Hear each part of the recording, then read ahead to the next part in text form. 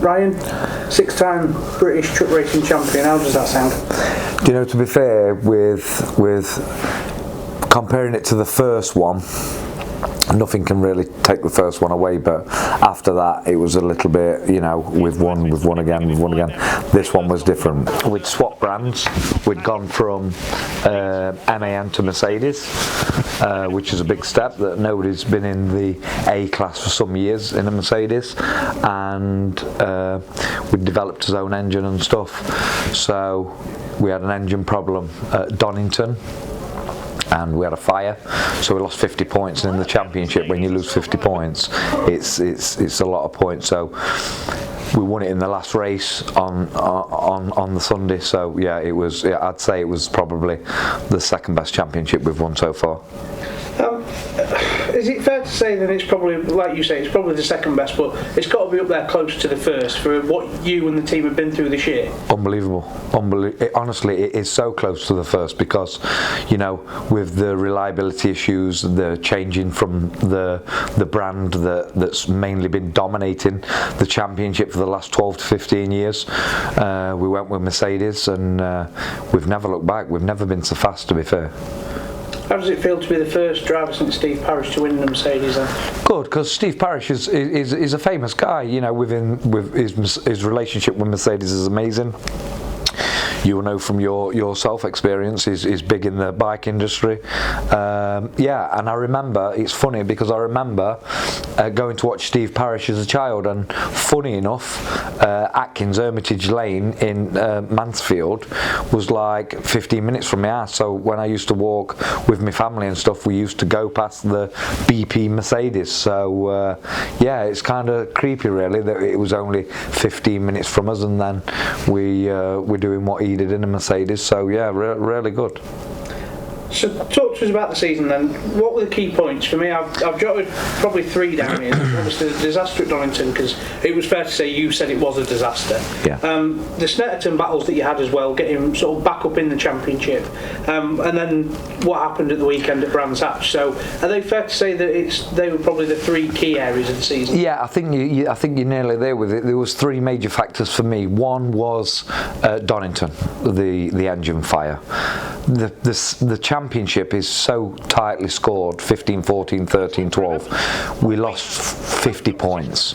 You know, 50 points with the point scoring system is immensely difficult to make up. The second problem was when we fitted the new engine, we were struggling for fuel pressure at Snetterton. So we had like 4 bar of fuel pressure when we needed like 9. So performance wasn't great. But if you take them 2 events away, from the early part, we broke the lap record again at Brands Hatch at the beginning of the year in the Mercedes. We won 4 of the races. Thruxton, again, I think we won 4 races. So going through that part, then we came on to the penalties. So obviously with the reverse grid format, you obviously know, when you're at the back you have to overtake everybody in every race apart from the first one, which is qualifying. So from our side, we didn't feel it was fair what was happening in race control. So we got some penalties. We did a 0.9 overspeed for 1 kilometre, 0.9 second overspeed for 1 kilometre, and we got a penalty which lost us 8 points going into Brands Hatch. So going into Brands Hatch, instead of leading the championship, which was a remarkable effort from me, the team, all our partners, we actually went into Brands Hatch 5 points down. So yeah, they are the factors, you're right. So you're talking about their Brands Hatch, how did you feel heading into the weekend? I'm sure it was a little bit nervous, but a little bit, you were very sort of keen to get there and prove a point. I always, when I'm on pre-grid, I always get adrenaline, a little bit of nerves pre-grid. As soon as the lights go, I'm fine. This was different because we was racing against the MAN.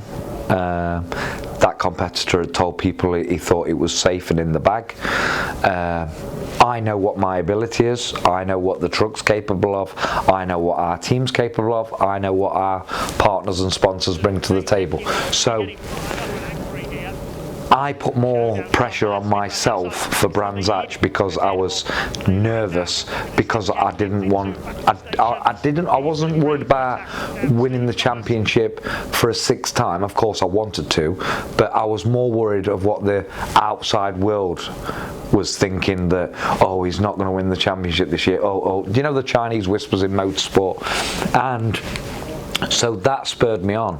And then when I got there, and another team came up to me and was talking just generally, and they said that the competitor said that he thinks he's got it. Honestly, that is the words I needed to hear, and I went into like super focused, bed at 8:30 at night.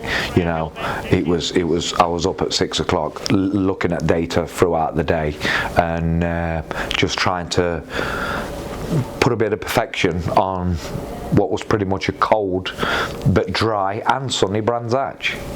Did you know that he'd been taken out in the last race? Because I know you were a long way ahead, but did the team put anything on the board? Did you get any messages or anything? No. To be fair, my radio guy is brilliant. He said there'd been contact, and he said the truck that was in question was at the back, but that probably made it worse, because then I'm hearing noises in my head.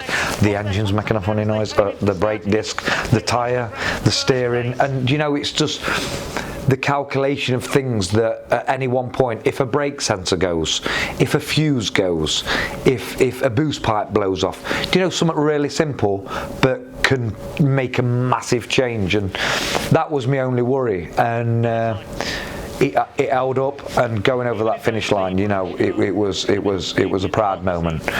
New support with the Mercedes. It hasn't been done for such a long time in a Mercedes.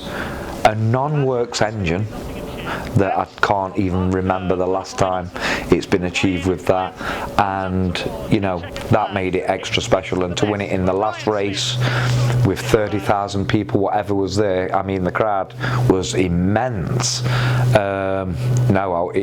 You couldn't have wrote the story. Does that make sense? It's like, I know I don't want to go on about it, but I missed the biggest point. What happened? We went to Germany, to the Nurburgring, and we got to the circuit, and it was 28 degrees, but 7 kilometers away the people was losing their homes in floods, and people was losing their life. And we got to Germany and it was cancelled actually 2 minutes after we arrived at the circuit. We gave all our food to the people who needed it, and we jumped back in the truck and we headed off home. The moral of that story is, the next round was Donington. If Germany had gone ahead, our engine would have blew up in Germany. Then we'd have had a new power unit for Donington, and the championship would have been sewed up a lot earlier in theory. So what kept me going and what kept me positive going into Brands Hatch was, whatever will be, I believe, is already wrote out for us, and it worked the way that we feel it should have gone anyway. So, but crazy situations and crazy little points in the season that you pick from. In terms of support this year, Northside's come on board with you, and the business has thrown a lot at it. Keith has been instrumental in getting you to where you are. Just how important has that been to yourself and to the team? Well, I knew Keith from his previous role, and he supported a previous team. I always wanted to work with Keith. You know, if you look what he's done in the industry,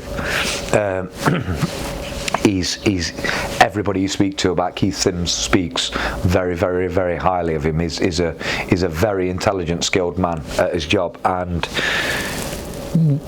we tried a few years ago to work with Keith because we knew what he could bring to the table, his experience, and he's just a professional man. And when we got the opportunity to work with Keith and Northside, we couldn't turn it down, and it was baby steps, and it was a bit of compromise. But it's like a quick story. On the Saturday night, we'd run out of rear brake discs. Nobody in the paddock had these brake discs. Northside had 3 sets in Leeds. Keith Sims, Mark and Gavin, they was in the hotel. I rung him just to tell him we'd got a problem. He rung to see if everything was alright. I said, no, we ain't got these brake discs. He went, send me the part number. He searched the system. There was 3 sets in the country. All 3 sets was at Brands Hatch in his hotel room at 9:30 that night, and it was like 5:30 when it happened. And it just shows you a story behind the scene. Without that, we wouldn't have been racing on the Sunday. So instrumental is the word for the sport what Keith's brought on and off track, and he's a calming influence, and he's very knowledgeable, and he can just make you learn, and he can show you things that you probably wasn't aware of, and make you a better person and a better team. So yeah, Northside's put a lot of effort in, yourself included. You've helped with every department, with the media and stuff. So it's a team effort, and this is what I say: we all win it, not just the driver. So finally, then, what can we expect from you in 2022? What the plans? What do you think you're going to be doing? More professional, better marketing. Keep on the right path with you, like yourself, with the media work, getting his name out there. The response has been immense after Brands Hatch. The way we did it, 4 wins, 4 fastest laps out of 5 races, entertain the crowd. Next year we're gonna be more professional, improve the truck, do some upgrades over the winter, and aim to be faster. Because the minute you stop trying to develop is the minute the competitors can catch you. So we'll keep developing over the winter period, and hopefully we'll be working with Northside for 2022 and bring some new partners on board, and we'll see where it takes us, and we'll just keep going on the journey to try and bring a 7th title home with us. Ryan, congratulations, thank you very much. Thank you, sir.